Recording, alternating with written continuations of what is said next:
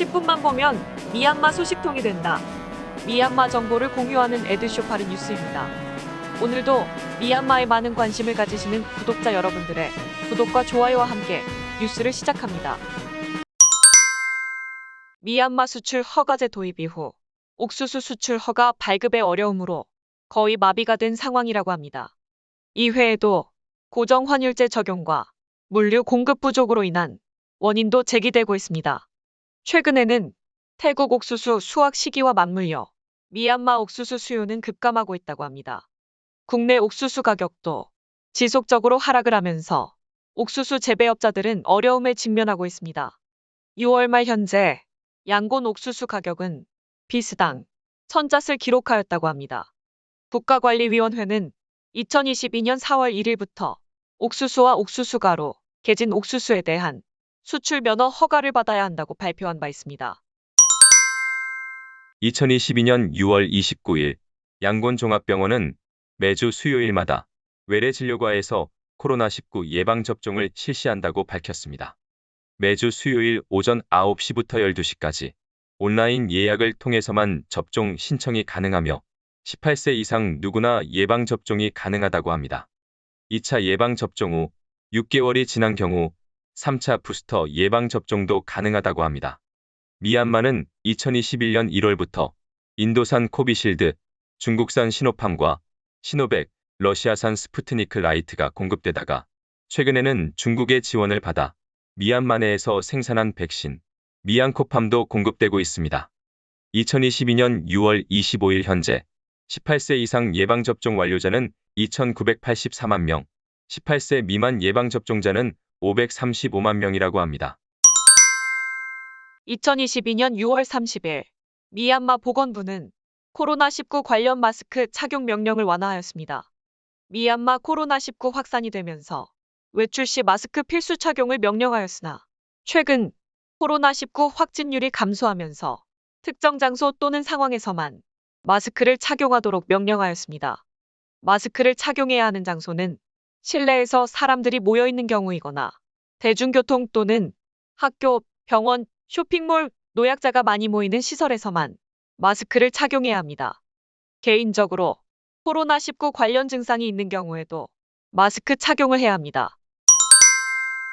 미얀마에 진출한 브리티시 어메리칸 타바코가 2022년 12월 말까지 미얀마 사업을 철수할 것을 발표하고 청산 작업을 진행 중이라고 합니다. 현재 양곤에서 담배 브랜드 런던과 켄트, 럭키 스트라이크를 생산하고 있는 이 업체는 2003년 군 관련 사업체라는 이유로 강제적으로 미얀마 철수를 했다가 2013년에 미얀마에 재진출을 하였습니다. 국가관리위원회에서도 국영 언론을 통해 2002년 파산법에 의거하여 두 개 현지 회사를 청산하기 위한 청산인을 임명하였다고 공지를 하였습니다. 자발적 청산 신청은 지난 6월 28일 회의를 통해 허가가 되었으며 6월 말까지 서류를 신청해야 한다고 합니다. 이미 경험이 있었기 때문에 군 관련 업체와 합작 투자를 하지 않았고 매각 시 승인 규제가 있는 산업에 대해선 투자를 하지 않았기 때문에 다른 해외 업체보다 비교적 수월하게 청산 작업을 할 수 있었던 것으로 보입니다. 이 업체도 2003년 강제 철수 당시에는 미얀마 경제공사와 합작 관계에 있었습니다. 2013년 재진출을 하면서 현지 기업 IMU 엔터프라이즈와 합작을 했다고 합니다. 미얀마 중국 국경무역업체들은 최근 국경무역 거래 시 잣 또는 위안 대신 미국 달러만 사용할 것이라고 밝혔습니다.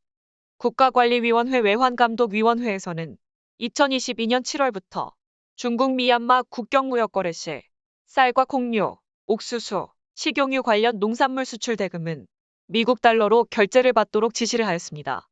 무쇠쌀도매센터 민대인 회장은 지난 6월 30일 국가관리위원회에서 서한을 통해 국경무역 거래 시 달러 결제에 대한 명령을 하였다고 밝혔습니다. 이에 2022년 7월 1일부터 미얀마산 중국 수출품은 미국 달러로만 결제가 가능하게 되었다고 합니다. 또한 미얀마 태국, 미야와디 국경무역 게이트에서도 모든 수출품은 미국 달러로 결제가 되어야 한다고 합니다. 2022년 7월 3일 미얀마 고고학부는 미얀마 영장류 발견 지역을 세계문화유산에 등록시키기 위한 준비를 하고 있다고 합니다. 책임자인 쪼우린 박사는 영장류 유해가 발견된 지역을 세계문화유산에 등록하기 위한 준비를 하면서 제안서를 준비 중이라고 합니다. 미얀마 내에서 가장 오래된 영장류의 유해가 마괴 지역 폰다웅 폰니아 지역에서 발견이 되었으며 약 3,800만 년에서 4천만 년 전의 것으로 보고 있습니다. 마괴 지역 마괴 타운십, 인게울가에서 두 번째로 발견된 에야와디 영장류로 불리는 유해는 약 1,000만 년 정도 된 것으로 보고 있습니다. 미얀마 국가관리위원회 공보팀 초민툰 대변인은 아웅산 수치 국가고문과 협상을 하는 것이 불가능하지 않다고 밝혔습니다. 국가관리위원회는 협상을 강경하게 반대해왔으나 갑작스럽게 변화의 모습을 보이는 것은 국제사회의 압력도 영향이 있었던 것으로 보고 있습니다. 국가관리위원회 입장에선 어느 정도 양보를 해야 하는 부분도 생기겠지만 아웅산 수치 측에서도 타협을 하게 되면 저항운동에 악영향을 줄 것입니다. 저항단체 중 하나인 바마 피플스 리버레이션 아미 지도자 마웅 사웅카는 국민통합정부와 아웅산 수치가 국가관리위원회와 협상을 할 수 있다는 우려 때문에 국민통합정부에 편입되는 것을 거부한다고 밝힌 바 있습니다. 이번 협상 가능성에 대한 언급이 실제로 고려를 하고 있는 것인지 단순히 정치 플레이인지는 알 수 없지만 아웅산 수치 국가고문 구금 장소를 이전하고 중국 외교부 장관의 방문 이후 나왔다는 점에서 어느 정도 실현 가능성은 있을 것으로 보고 있습니다.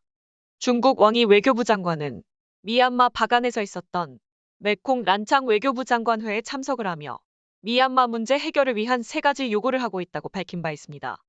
이는 지난 4월 국가관리위원회 우나마웅린 외교부 장관과의 대화에서 나눈 내용과도 일치합니다. 첫째, 국가관리위원회는 모든 정당과 협력을 촉구하였습니다. 중국 정부는 쿠데타 초기부터 모든 당사자와 합리적인 요구안을 통해 상호 간에 이해를 하고 합리적이고 실용적인 해결 방안 마련을 위해 노력을 해야 할 것이라고 설명하였습니다. 둘째, 국가관리위원회는 미얀마 민주주의 전환을 재개하도록 촉구하였습니다. 셋째, 아세안 지도자 회의에서 나온 5가지 요구안을 강조하면서 불간섭 원칙을 지키기 위해 이 요구안을 따를 것을 촉구하였습니다. 2022년 7월 1일 국가관리위원회 공보팀은 2022년 17차 기자회견을 개최하였습니다.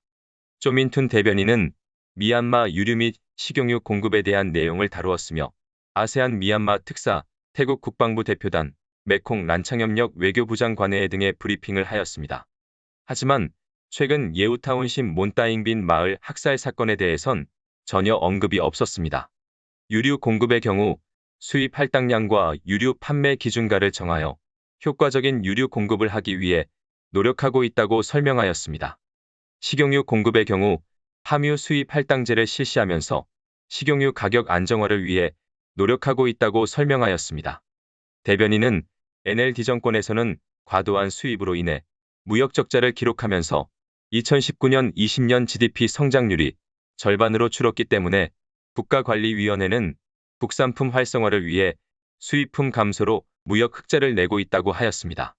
하지만 국가 발전에 도움을 주는 수출보다는 수입을 강제로 감소되면서 나타나는 효과이며 금지되는 수입품들이 미얀마 경제 발전에 도움을 주는 품목들이 많이 포함이 되어 있습니다. 다른 면에서 현재 상황에서 신규 설비 투자를 하려는 기업들이 없어 수입이 줄어들었다는 것도 어느 정도 맞는 말일 것입니다.